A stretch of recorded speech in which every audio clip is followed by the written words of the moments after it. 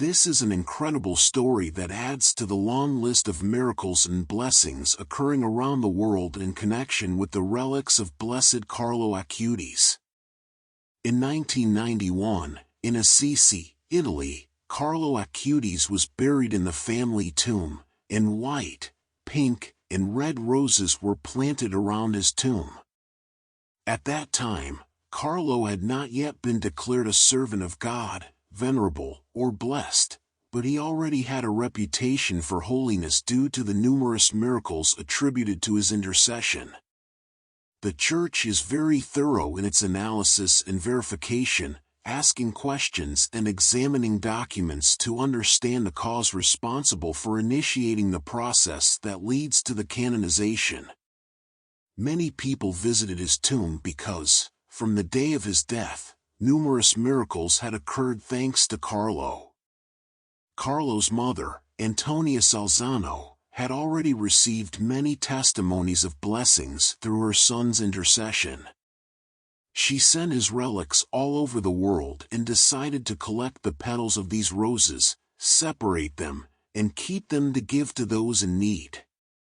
An unprecedented miracle occurred, and even today, more than 6 or 7 years later, one of these petals was sent to the Diocese of Prudentopolis in the state of Parana, Brazil. The astonishing fact is that despite the roses being collected and every part of them removed, the petal does not wither, dry up, or deteriorate.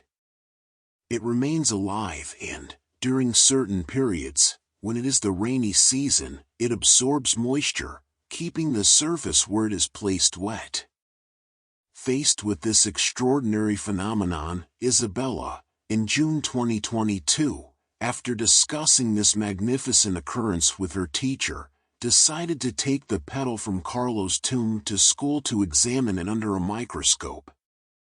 It was during this analysis that Isabella and her teacher found that the inked plant cells of the petal are alive, as if they were still connected to the rose.